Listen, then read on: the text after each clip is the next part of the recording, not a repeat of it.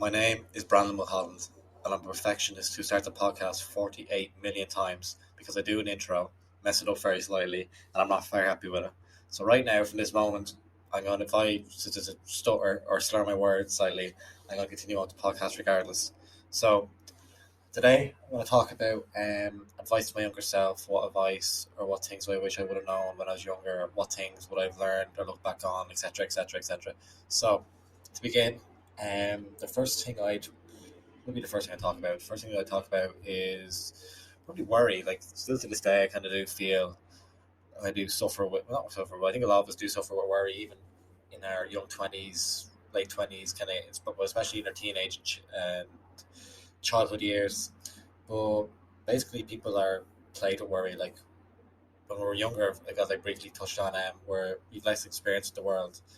Like I think when I was a junior infant, so I was doing a school play or something like that, and I think what we doing it was about is this a number of different things, like different kind of novelty plays for Christmas and all.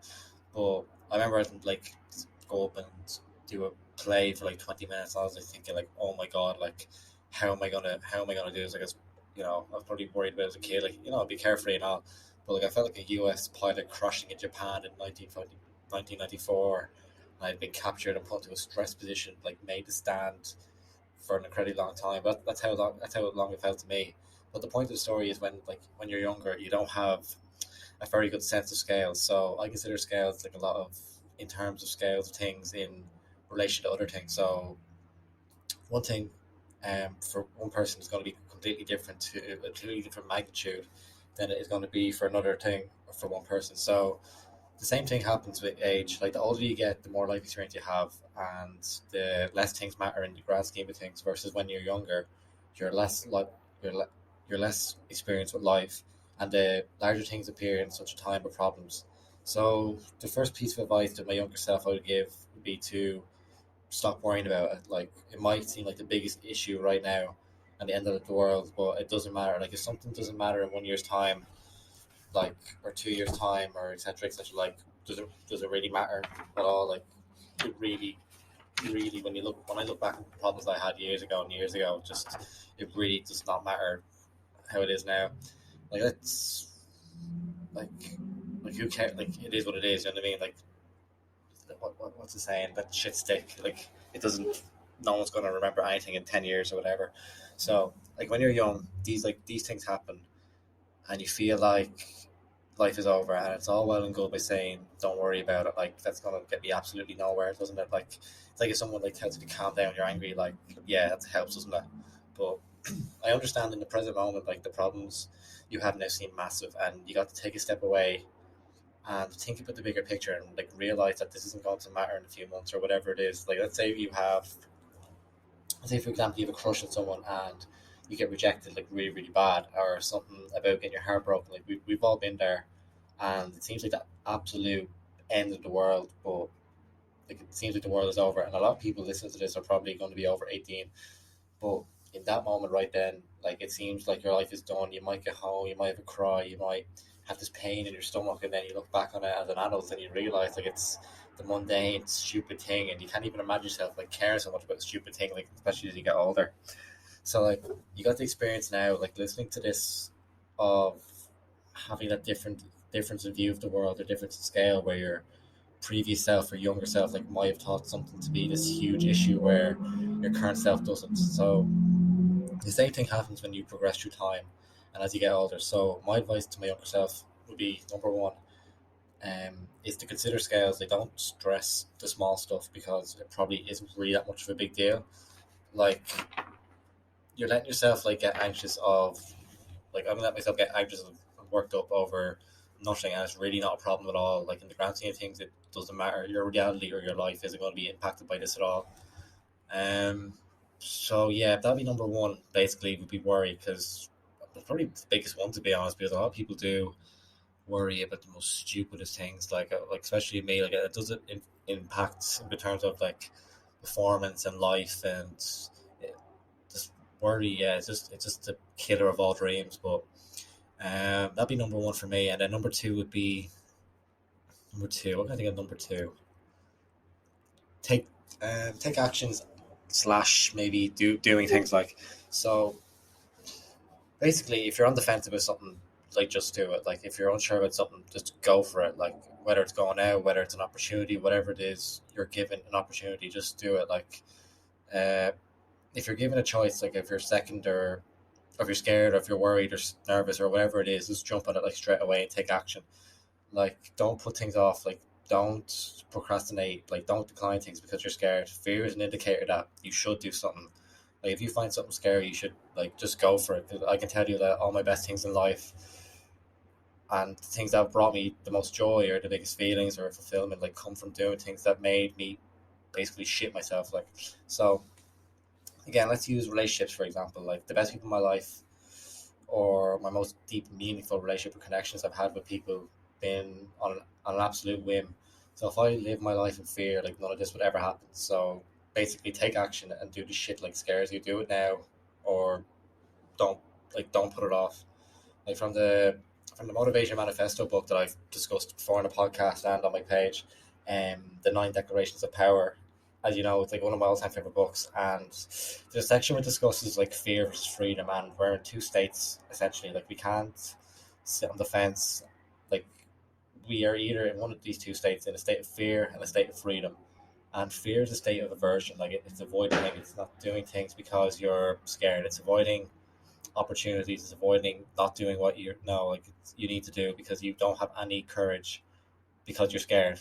So you basically avoid these scary situations. Like you run away, and then from then you shy away, and then from then you make excuses, and then you do everything you can to not put yourself through these scary situations because of a lack of bravery, and then you avoid the potential pain you might have of getting rejected, or the pain of failing, or the pain of not doing something. So we are pain averse creatures. Like most of us are in this state of fear or state of aversion, and on the other side of these two states, we're in a state of freedom.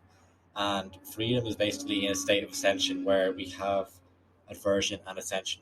So fear and freedom, where freedom is doing the things that scare you, grabbing the bull by the horn. Like so, coming back to these two states, like when you're young, because you don't have a proper grasp of the scales of things, you probably haven't really been through much adversity, let's say, but you don't really have a scale in terms of so what in terms of like what you should worry about, like which in theory should be basically nothing.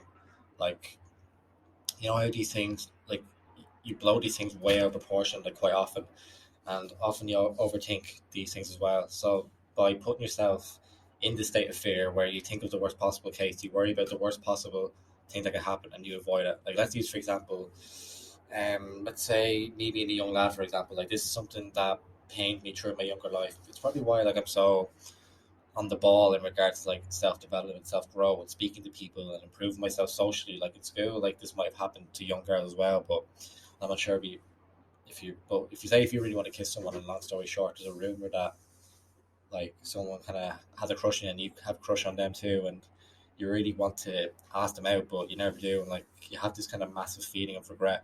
So in the moment, you're in a state of aversion or state of fear.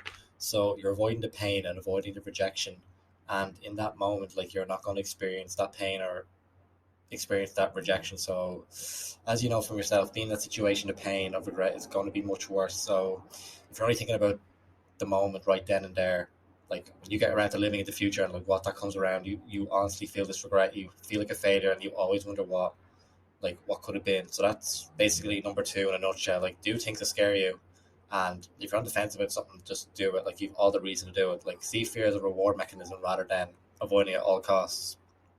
So number three kind of came into my head there about came to my head there kind of shortly after number two, but it's going to be the most kind of mind opening one. But it's going to be adversity builds character. So one thing I learned is that everyone's gone through hardships in their life. Like it may all be a physical, emotional, death, heartbreaking, etc., etc., etc.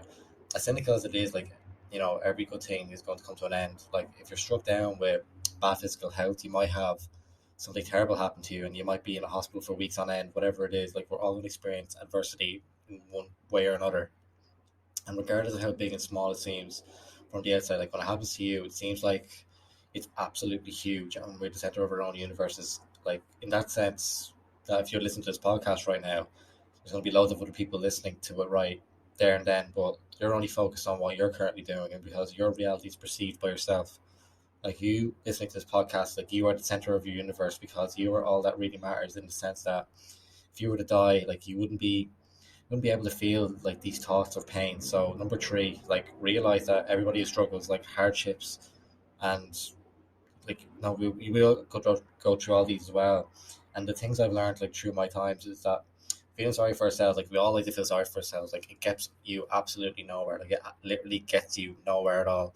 Like similar how there's like a yin yang, black white, yes no, up down, etc. etc. Like there's a similar thing when it comes to these situations. So when it comes to extreme adversity or a very perceived negative event, like you can handle it in one or two different ways. Like so, for say number one, you can either feel sorry for yourself.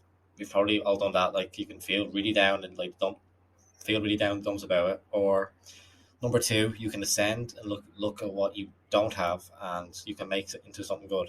And like you might be thinking, Brandon, like how can I make a terrible thing into something good? But it is all a state of mind, like an ability to go through something that's incredibly negative, something a lot of people struggle with, or something incredibly hard, and overcome it, and not only overcome it and to go through it with a positive mental attitude and go through it as a quote unquote leader, like the ability to do that and come out the other side in a way without moaning, without whining, without whinging, and looking at the positive side or acting like a leader, that can be incredibly rewarding, and it can make you feel incredibly good, which might make you feel like an incredibly strong person. And the reward in itself is going through this adversity, like let alone the other effects of the adversity, and it can be a incredibly big, powerful thing.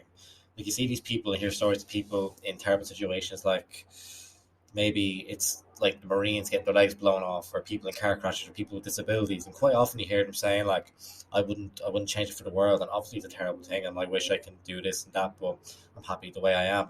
And you're like to yourself, like, how can you be happy when I'm this miserable? Like how can you be happy when I'm like miserable, able bodied, and having like an arms and legs kind of thing? But these people like realize that they're grateful for what they have, and like they've used this adversity, they've had this terrible thing happen to them from the hardship, and they realize that they could have it so much worse, that they could be dead. They've overcame something, and it really puts things in perspective. But to wrap things up on this podcast, like I'll briefly mention like that adversity shapes character. Like adversity kind of makes you into a different person. Like adversity makes you stronger. Like it really puts things in perspective, and it lights things up to scale. And when I was ill in hospital years ago, like it was with sepsis, I was miserable, like hated life, felt really sorry for myself, really emotionally unstable, and like had a really terrible time. But like now fast forward a few years, and like we're all deprived of these things like we want, like especially with this whole pandemic going on. But like I'm happy, I'm positive, I'm grateful that I'm alive, I'm still here, I have food, shelter, clothes, and people close to me. And most of all, like I'm grateful for how I'm handling the situation. Like whereas compared to it the last time, overcoming the obstacle and problems like feels incredibly rewarding. So you got to realize that like adversity kind of shapes character, and after being through it once, like already I knew that all these things can come out of it. So it can cause a massive shift in mindset, which in turn can like help other people. Like you can help people in a similar situation. You have a better understanding of people going through similar things, and you can teach what you've learned through these like hard times to other people and help other people. So I think that's enough rambling on. Anyway, I kind of went off a bit tangent. I went off on a bit of a tangent as usual because I don't know, I just like to ramble a lot, don't I? But yeah, sorry for about this podcast. Kind of like I didn't really know what to talk about for a while, but it's done now, and I hope to keep consistent with it as always. But yeah, if you like it, let me know. Let me know how it is. Appreciate any feedback that's given to me, because I welcome all kind of comments. And yeah, I'll see you soon. Take care.